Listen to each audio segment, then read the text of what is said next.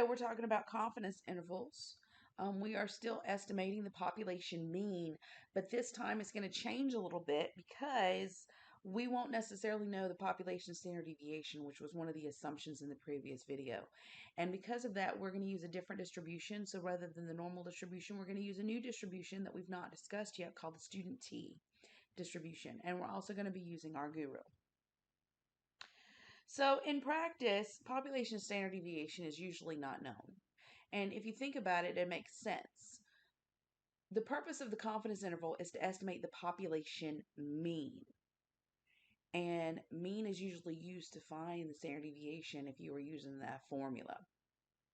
So if you don't know the population standard deviation, if you don't know the population mean, you most likely don't know the population standard deviation either. So what are you left with? You are left with taking a sample and then using a sample standard deviation. So how does that change things? So if the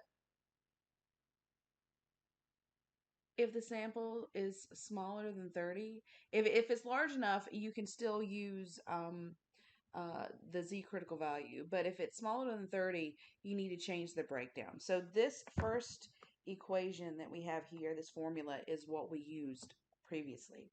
So when we know the population standard deviation and the sample size, and the distribution is normal, or the sample size is bigger than 30, we use this formula. But if we don't know the population standard deviation, we switch it out and we change sigma to S. The other thing we do is instead of using Z, we use what is called a T distribution. And technically, you could use the Z if it is bigger than 30. But because we have technology, we can get more precise with this value here. So I usually just use, if we know the sample standard deviation instead of sigma, no matter what the sample size is, I usually just go ahead and use this T here. So you notice you got the Z critical value, the T critical value. What's the difference? Both of them they still represent the boundaries, the number of standard deviations above and below the mean that the boundaries for the middle confidence level percentage are for your confidence interval. The difference is these are two different types of distribution. So we're going to have to talk about what this T distribution is. So again, most of this is the same. The point estimate is still the sample mean, and we still find the margin of error by multiplying the critical value times the standard error. But what has changed is the critical value is now as T instead of a Z, and then the standard error is sample standard deviation over square root of n rather than population standard deviation over square root of n. So let's talk about what the T is. So the T distribution is necessary when the population standard deviation is unknown and a sample size is small. But nowadays it's pretty much all the time since sigma is always unknown. And so when a sample size is large, the T distribution is very close to the normal distribution, and I'll show you what I mean. So here's an illustration of the T distribution and comparing it with the normal distribution. So if you follow the black line, it's the solid line. That is the normal distribution, specifically the standard normal distribution with a mean of 0 and a standard deviation of 1. And then you'll see 3 curves below it. Each of those represents a T distribution with a different degree of freedom. So what a degree of freedom is in reference to the sample size. So a degree of freedom is the sample size minus 1. So a degree of freedom of 10 has a sample size of 11 because 11 minus 1 is 10. A degree of freedom of 4 has a sample size of 5 because 5 minus 4, I'm saying this wrong, because 5 minus 1 is 4. And a degree of freedom of 1 has a sample size of 2 because 2 minus 1 is 1. All right. So for each of these, the mean is 0. Okay. So what I want you to see about these degrees of freedom and the corresponding T distribution curves. All right. So if you notice the peaks, all right, the larger the degree of freedom, so the larger the sample size, the higher the peak gets. It's getting closer and closer to that of the normal distribution. The other thing that you'll notice is the lower the peak, the thicker the tails. So see this is kind of a tan line here. In the center, it's very low compared to the standard normal distribution, but look at the right tail and the left tail and the right tail. They are thicker, they're higher than the normal distribution. Okay, so the T distribution is shorter than the normal distribution and it has thicker tails. Okay, um,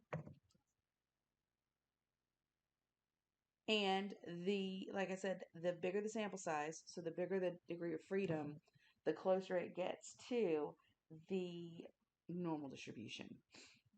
And then T alpha over 2 is a similar meaning to Z alpha over 2 when you do, let's say, we're doing a 95% confidence interval. It's telling you the number of standard deviations from the mean that each of those boundaries are. So, except it's calculating it slightly, it's calculating the same thing, but using the T distribution, so the numbers are going to be slightly different than what you would see in a normal distribution. Also, the those numbers, the T alpha over 2, the critical value, is going to vary depending on the sample size because the degree of freedom will change. All right. So how do we find a critical value? So we know how we did it with the normal distribution.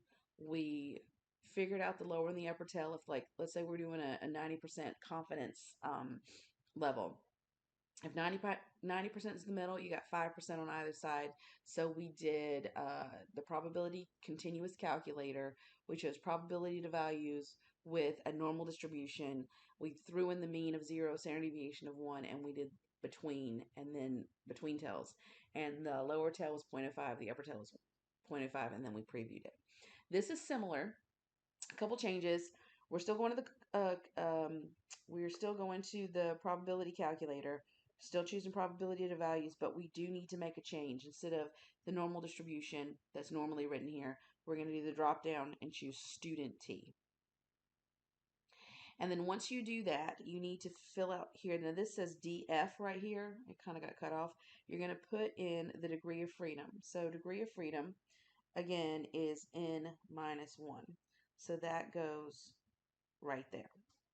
You are going to leave everything else, this, you're going to leave it as is. Don't change it. It'll be 0, 0, and 1. You're going to choose between tails and then put in the lower and the upper tails in decimal form, just like we did before, and then you'll hit preview. You can hit graph if you want to, but that's basically it. Okay, so let's do one for 90% confidence interval based on a sample of 7 items. So let me just kind of draw this down here. So if this is 90%, you got 5% on either side. And so you can see what you would enter here on the left. But I'm just going to go ahead and go into Rguroo and do it this way. So we go to probability simulation, probability, click on the probability calculator, choose continuous. Choose probability to values, change your distribution to student T, which is just below normal. The degree of freedom has to do with the sample size. The sample size is 7, so 7 minus 1 is 6. You don't change anything else. Go to between tails, and the lower tail is 0.05, and the upper tail is also 0.05. And then we preview it, and we get 1.9432. You can graph it and see 1.94, but again, we're getting T alpha over 2 is 1.943 if we were to round to 3 decimal places, which is usually what we do for a critical value. And so what that means is that the boundaries for 90% of the data, which we would consider usual, is 1.943 standard deviations above and below the mean. All right, so then, of course, we have to figure out what the standard deviation is, which technically it's a standard error, so the standard deviation over square root of n. This time we're using sample standard deviation because that's what we know instead of the population standard deviation. And everything else is just number crunching in the formula. All right, so let's look at this example, potato chip bag. A potato chip company wants to evaluate the accuracy of its potato chip filling machine. Bags are labeled as containing 8 ounces of potato chips. A simple random sample of 12 bags had a mean weight of 8.12 ounces and a sample standard deviation of 0.1 ounce. Construct a 99% confidence interval for the population mean weight of bags of potato chips. So we are looking for the population mean weight of bags of potato chips. And we're doing a 99% confidence interval. We know a couple things. We know that they're supposed to contain 8 ounces, but we took a sample of 12 bags with a mean weight of 8.12 ounces and a sample standard deviation of 0.1. So what is it that we know so far? We know our X bar, which is 8.12. We know our S, it's S because its sample standard deviation is 0.1. We know our sample size, which is 12. And so here our sample size is small, it's less than 30. And we don't know the population standard deviation, we know the sample standard deviation instead. And this time it actually used the words sample standard deviation. Sometimes it doesn't, and you have to use your context clues. If we took out the word sample, I would still know that this is a sample standard deviation because it's the standard deviation referring to the sample of 12 bags because it's in the same sentence with that.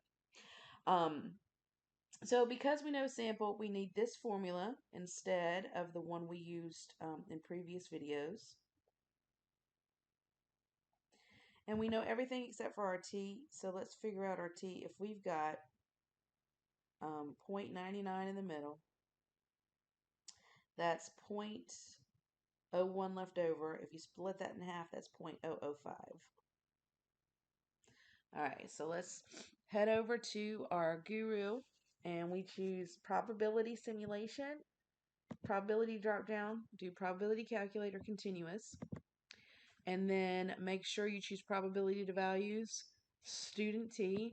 This time our degree of freedom is n minus 1.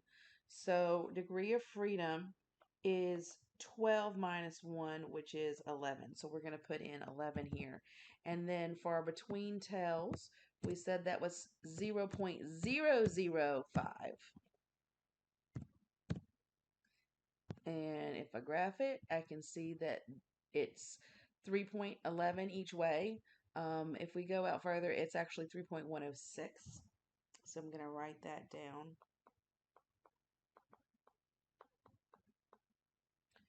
All right, let's go back to this screen, 3.106.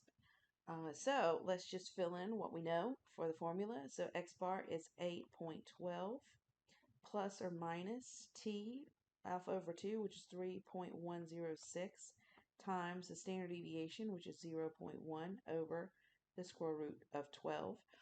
And just like before, we can go to Desmos and we can type that in. I'm going to type it in twice, 8.12. I'm going to do the subtraction first because we always list the lower boundary first. Minus 3.106 times 0.1 divided by the square root of 12. And we get 8.0303. Let's just round it 2 decimal places. Does it say? Oops.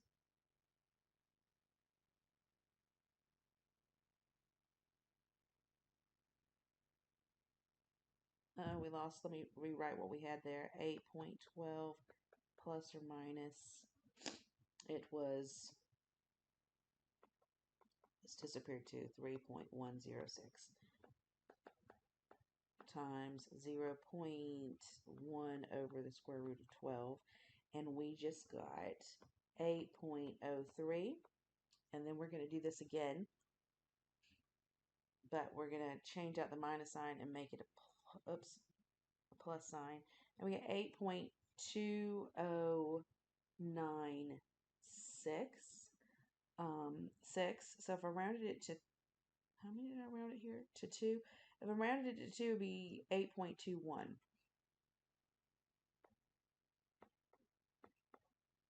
And then, of course, we have to write our sentence. We are, how confident are we? 99% confident that the true mean, actually, I want to put the word population in there. True population mean, and then context, weight of potato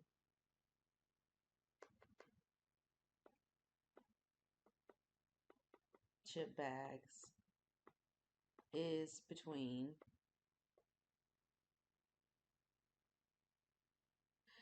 8.03 ounces and 8.21 ounces. And so the potato chip company, originally, they wanted to evaluate the accuracy of the potato chip bag filling machine. And this is something I didn't talk about in the previous video. But, since we're estimating this, we can make some inferences about the data here. So what we're saying is that it fills the bags. The mean is anywhere between 8.03 to 8.21. So what does that mean?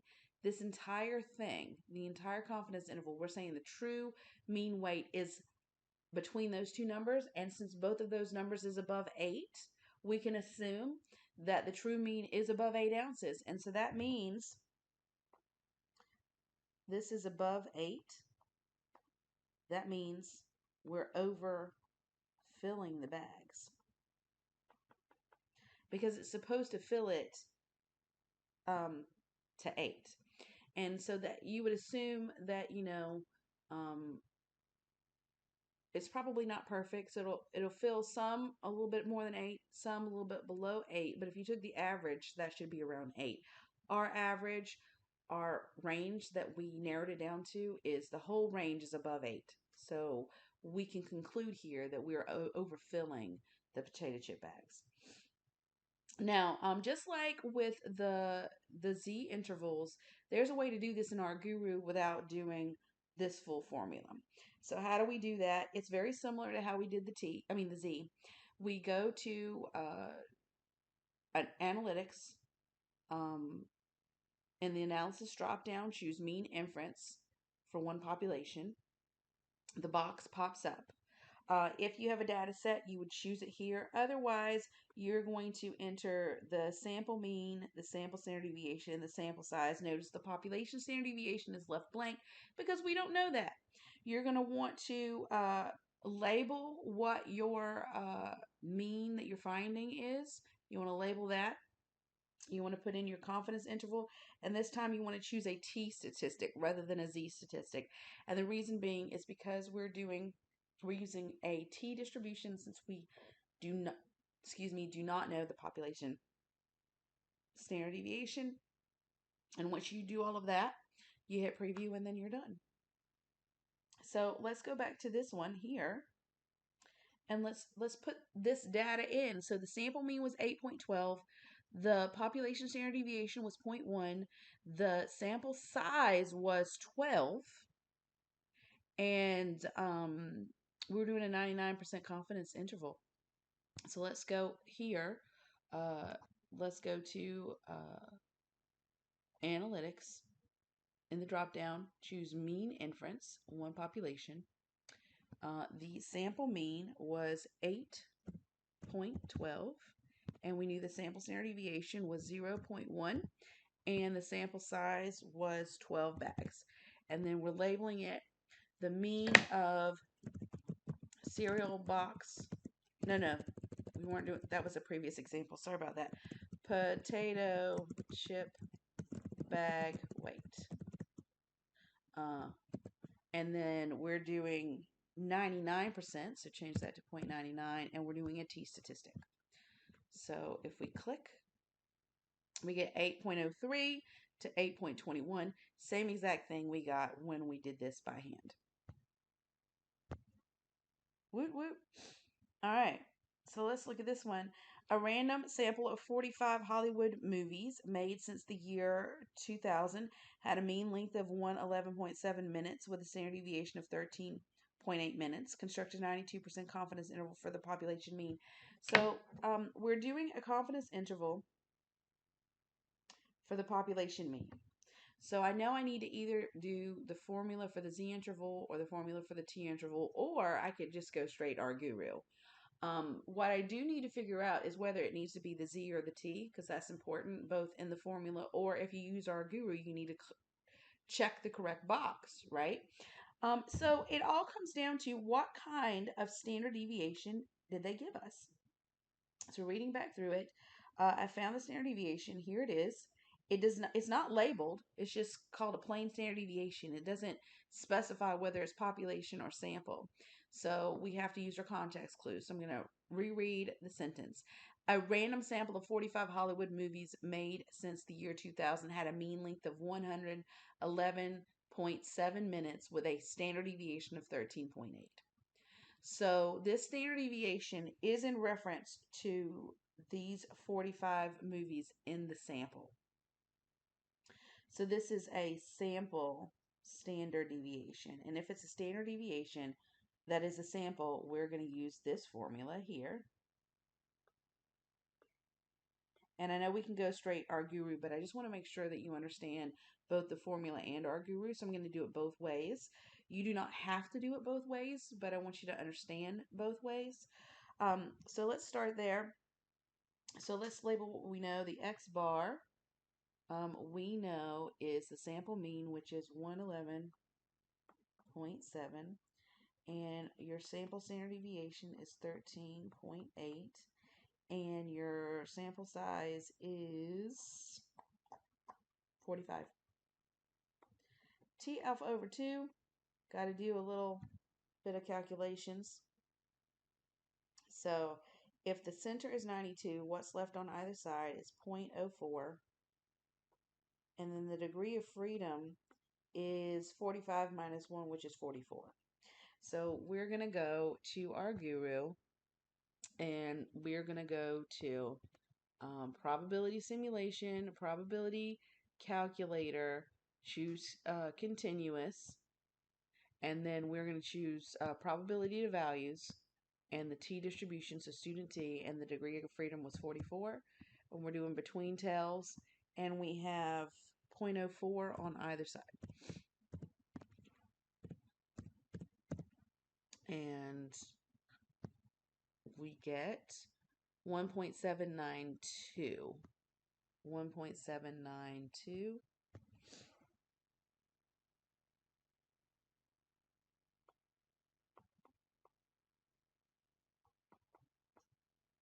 So then I'm going to use this formula here. I'm going to fill it in below. So I have 111.7 plus or minus 1.792 times 13.8 over the square root of 45. So I want you to notice that we are using N, not degree of freedom. So we only use degree of freedom when we're looking for the critical value for the formula, but we don't use the degree of freedom in the formula, we use N. So it's 45. I just want to make sure everybody sees that. Let's go to Desmos and type this in. We have 111.7 minus 1.792 times 13.8 divided by the square root of 45. And we get 108.0135, which rounds to 108.014. So 108.014. And then if we did this again, but change the minus sign to plus, we get 115.386 if we round.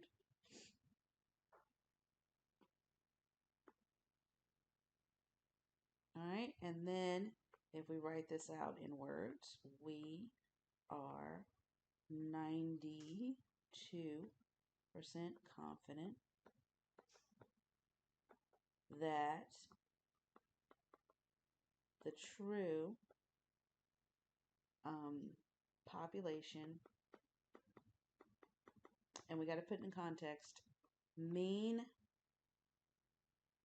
length of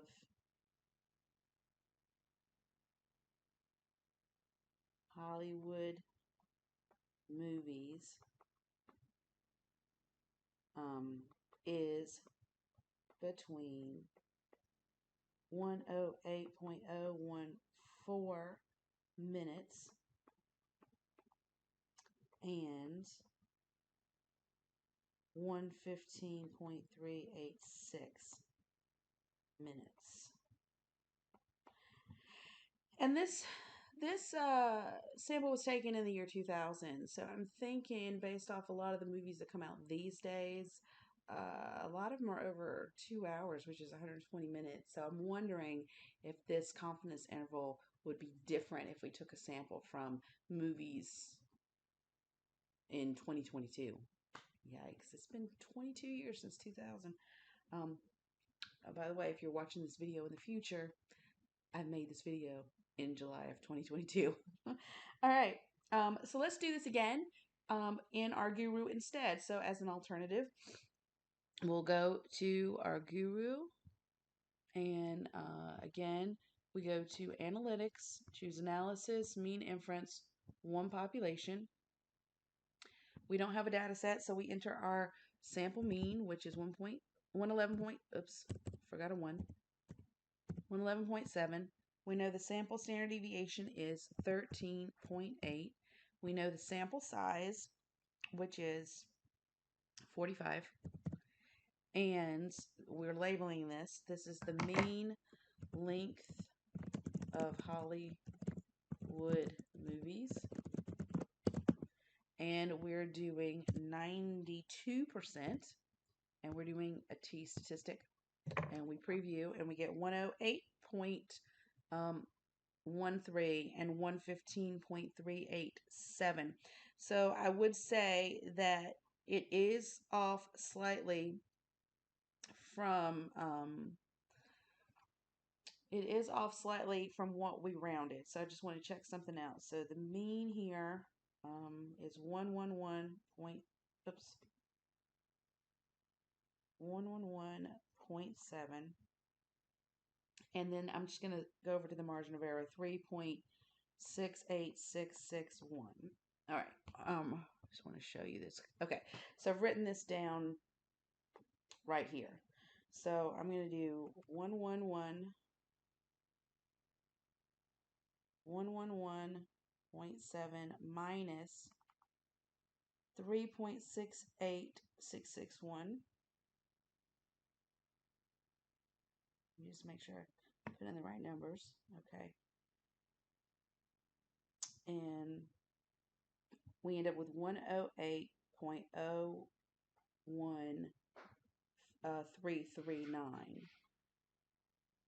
And we had 014.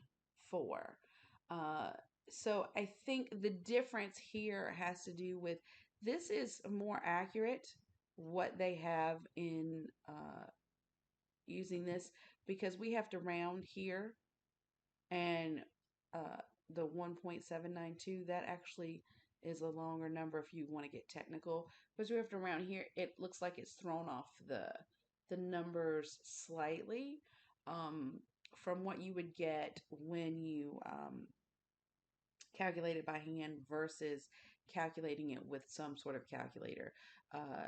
When we do it with a calculator, it's definitely going to be more accurate. But you see, it's still really close. They got 108.014. We got 014. They got 013. Because their margin of error went farther out than ours would have when we did ours. Anyway, so there you have that. I just wanted to show you the discrepancy in the decimal places. So, I mean, that's the discrepancy isn't until you get to the thousandths place, and then it's only one off from that. All right, so let's look at this one. It says boxes of cereal are labeled as containing 14 ounces. Following are weights and ounces of a sample of 12 boxes. It is reasonable to assume that the population is approximately normal. And they give you the weights. Construct a 95% confidence interval based on the confidence intervals. Are the boxes labeled correctly? All right, so what you can do, all right, couple things you can do. All right, so let's get into this. All right, so first you can go to Rguroo and let me close some of these boxes here.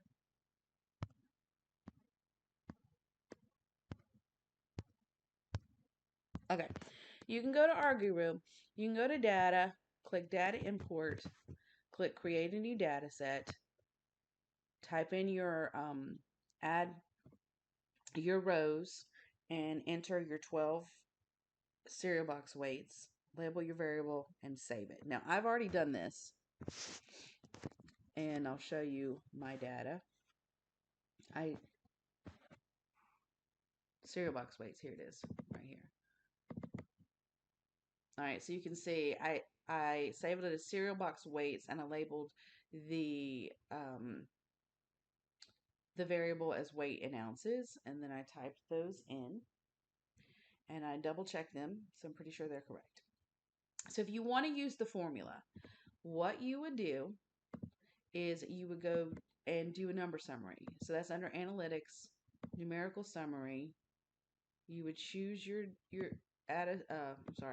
choose your data set, which again is mine is weight of cereal boxes or cereal box weights. You would move your one variable over into selected column, choose univariate, and then what do we want? We want two things. We want the mean and we want the sample standard deviation. Now, the reason we want sample standard deviation is because we have no idea what the population standard deviation is, and this is a sample. And even if we click population standard deviation, that's not valid because it's a population standard deviation assuming that the sample is the population, and it's not. It's a sample. So we want to click sample standard deviation, and we want to click preview, and we're going to write these down.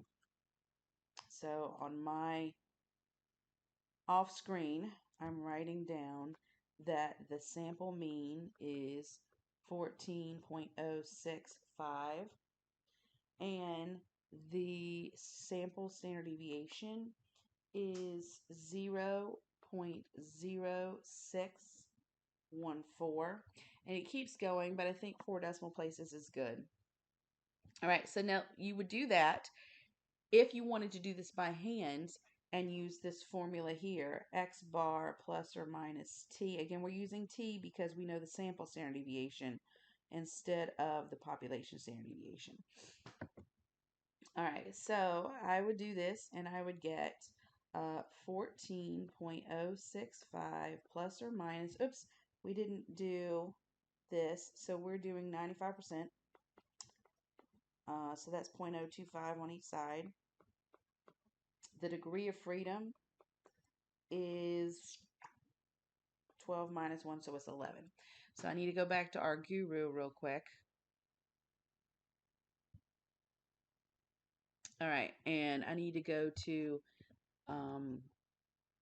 probability simulation, probability calculator continuous, go probability to values, choose student T, degree of freedom was 11, and between tails, and we're doing, if 95 is in the middle, 0.025 is on either side.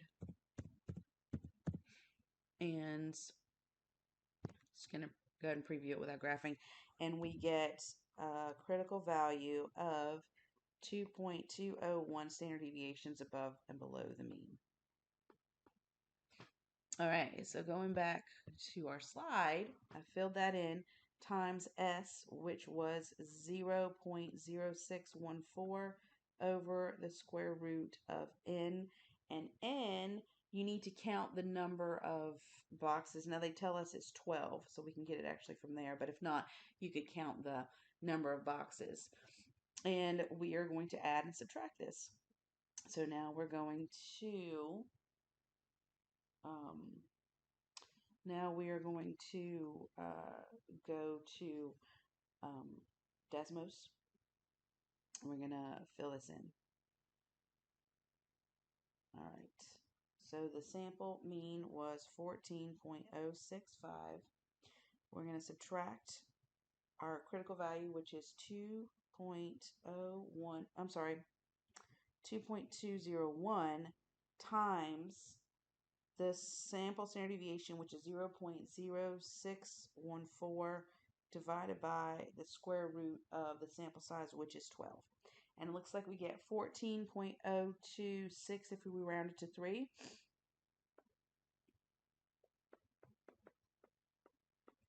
And then if we go back and we do addition instead, we get 14.104.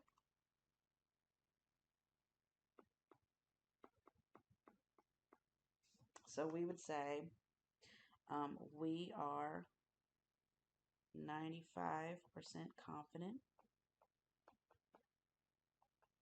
that the true mean population, mean cereal box weight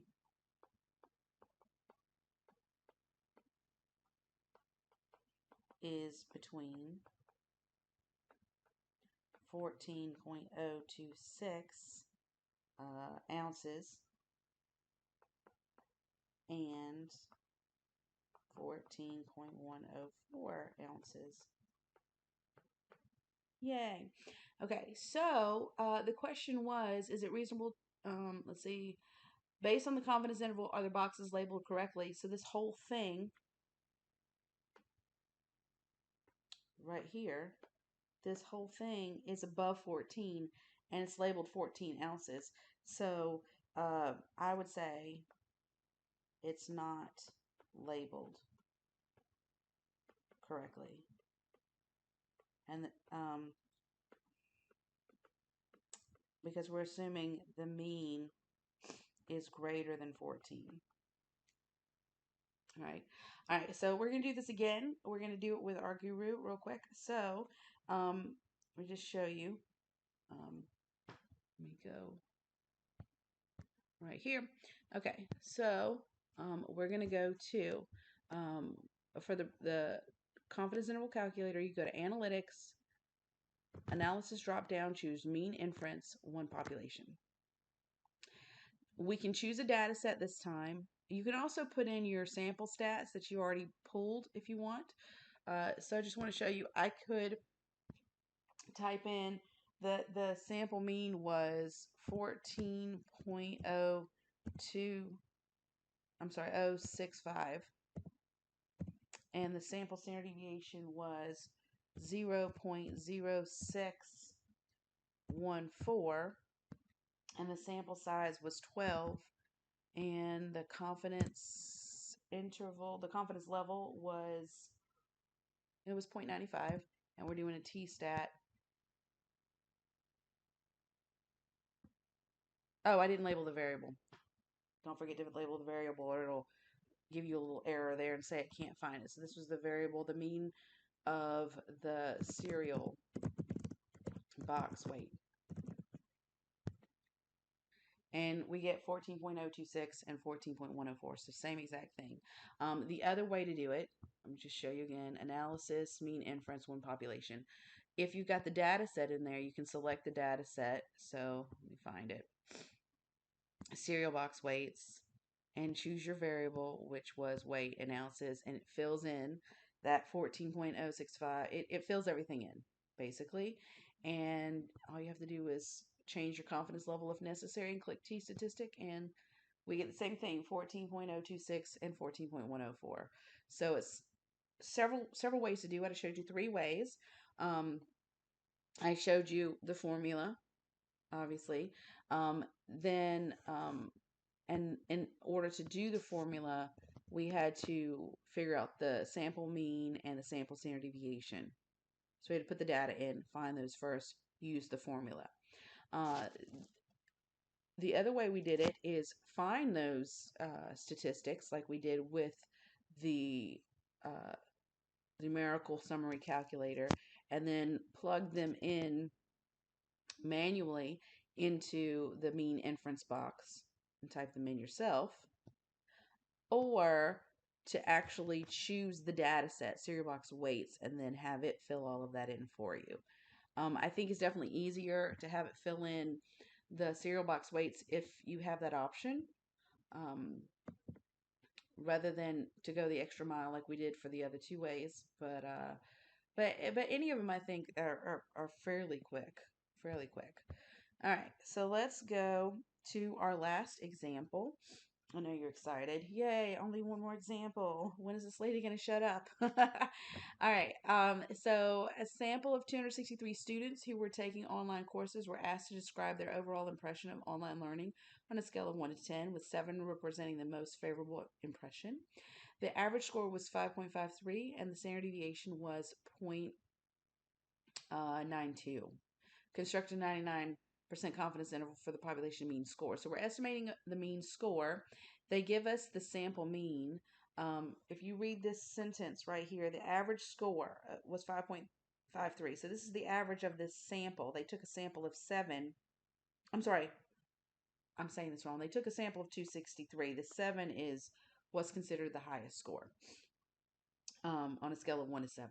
So they took a sample of 263, and the average of that sample was 5.53, and the standard deviation was 0.92. So because this 0.92 is in reference to this sample, this makes this a sample standard deviation. Okay, so because it's a sample standard deviation, even though the sample size is bigger than 30, we're still going to go with the formula here, x bar plus or minus t times s over square root n. X bar is 5.53. S is 0.92. N is 263. I need to quickly find my critical value. So 0.99 is in the middle on either side. I'd have 0.005 because I have 0.01 left. And if I divide that in half, I get 0.05, 0.05. The degree of freedom is 1 less than the sample size, so it'd be 262. So if we're doing this by hand, I need to go to the probability simulation tab, click on the continuous calculator, probability to values, change it to student T. Degree of freedom is 262, I believe we said. And we're doing between tails, and the lower tail is 0.005. The upper tail is 0.005. Preview it, and it looks like we get 2.595 if I round to 3.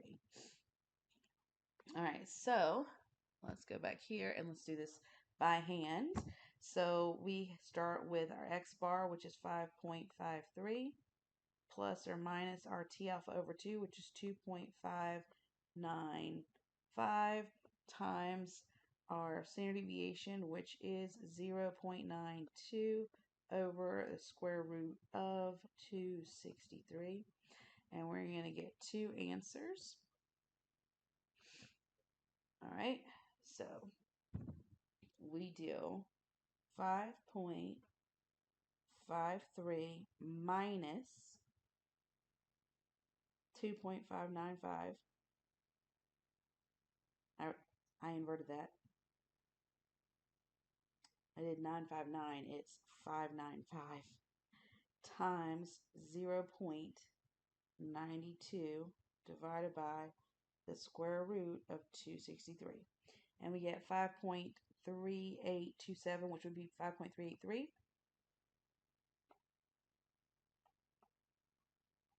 And we're going to do this again.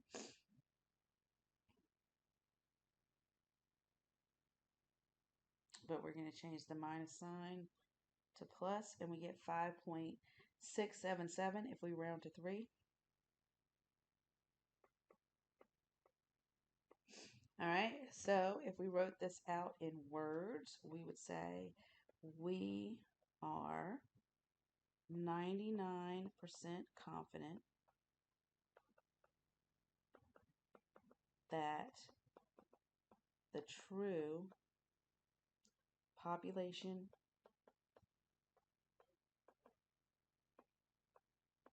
mean score is between 5.8, 5.383 and 5.677. All right, so there we go. That was by hand, but again, you don't have to do it by hand. You can go straight Rguroo. So let's do that. We're going to do probability sim. Oh, no, wrong one. Sorry. Analytics. In the analysis drop down, choose mean inference, one population. We don't have a data set this time. We have a sample mean, which is 5.53. We have a sample standard deviation of 0.92. We have a sample size of 263. The variable title is the mean, I'm just going to say score. And then we are going to choose a confidence level of 99, so 0.99, and we're choosing T-stat. And preview. And we get 5.3828, which rounds to 5.33, and 5.6772, which rounds to 5.677. So same exact thing that we got before. All right. So that is it. So just remember, it's really good to know the formula, but you can go straight Rguroo and just use the inference calculator. So again, that's under analytics, and the drop down choose mean inference, one population, and then just fill in the boxes accordingly. It doesn't take very long at all, but again, it doesn't hurt to use the formula either. A lot of times what I do is I use the formula and then I check it using my Rguroo calculator to make sure I get the same thing. So just the big thing to remember here for these, and I think maybe you didn't see me write the sentence. So there we go. Oh no, maybe you did and I went back to Rguroo. But going back here, so the big thing is to pay attention to when they give you the standard deviation. If they give you the standard deviation and it's a population standard deviation, we're going to go with that Z statistic and use that Z critical value formula with the population standard deviation. If they give you the sample standard deviation instead, we're going to do the formula with the T critical value, and we're going to do the T stat in Rguroo instead. Also, with the T-stat, if you're doing it by hand and you're using the formula, you need to do a student T-distribution when you're looking for that critical value. Okay, if you have questions, let me know.